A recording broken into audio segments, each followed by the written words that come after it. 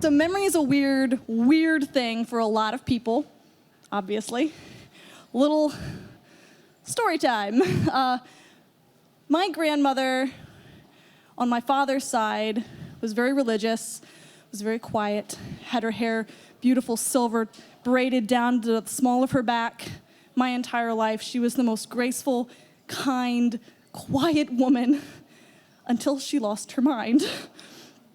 When she got diagnosed with Alzheimer's dementia, even before she got diagnosed, she would leave the stove on. She would go out and check the mailbox 7 times in 45 minutes, making my grandfather go, "God damn it, Marion, the man hasn't been here since then." Or, "Jesus Christ, Marion, you're trying to burn the house down." My grandmother, who was so quiet and so sweet, when hearing the name of one of my aunts who none of us knew she didn't like, we promptly found out she didn't like her. We found out loudly, with a lot of sailor talk, that my grandmother did not like my Aunt Pat. It was, you're taking the, no, Grandma, no. We're driving through the city and she scoffs at people walking down the street and goes, "Why do they wear their pants like that? Grandma, the windows are down. Let's not."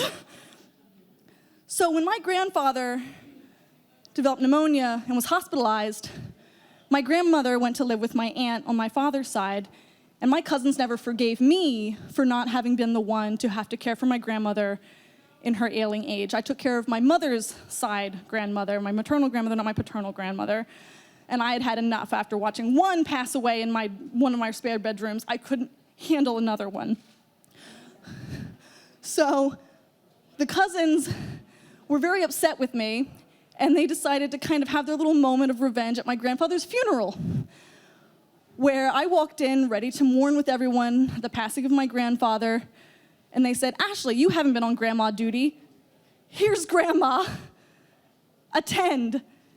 And I, who have never had any kind of training with the diminishing of the mind, only diminishing of the body, didn't know how to help my grandmother, who had only ever seen be calm, graceful, and quiet, as she wandered around this room of a funeral home, questioning people. "Now, what is your name?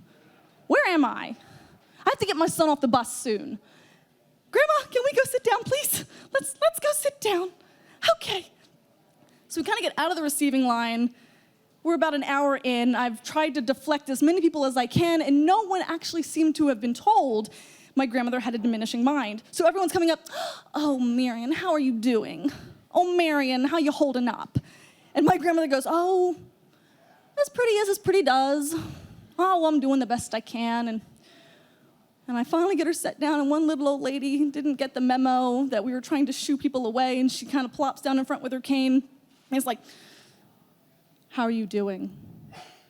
Are you tired?" She goes, "Well, I'm pretty tired now.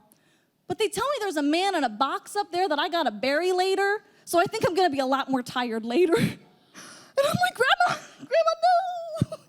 We don't have to bury him, that's not our job. That's not us. And I'm sitting there, I'm holding her hand, I'm singing her songs, I'm getting her to sing hymnals, I'm getting her to tell me about her life, and tell me about your sons. Tell me about your son, Brent, who is my father, who is standing right next to me with tears streaming down his face because his father's in a box and his mother has lost her mind. Memory's so weird. And after another hour and a half of this, of me trying to get my father out to the other people who can comfort him and me trying to keep my grandma in one place, she leans over to me and goes, "Ashley, everyone's in a line up there." I'm like, "Oh, yes, she remembered my name. She knows who I am." "What do you mean they're in a line up there?" "Yeah, yes, they're in a line. Grandma, did you want to go through the line again?" She goes, "No, why are they in a line? Is there a man up there? Do you think he's dead?" I was, "Grandma, you were married to him for 62 years. Okay, we can go through the line. Do you want to go see if he's dead? Let's go see if he's dead. Let's go poke the dead man." Sure as shoot, we get through the line. She goes up to the front, she leans over, she licks her finger, and pops it in his ear.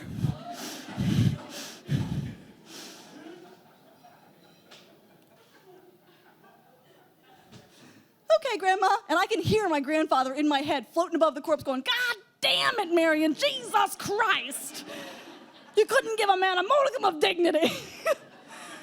And I kind of grab my grandmother and wheel her away, and my cousins are shocked. And I'm like, you left me with this. This is your fault, all right? I did not make her poke the dead man. Not my fault. Memory is so weird. And God, I hope that my grandkids let me poke my dead husband.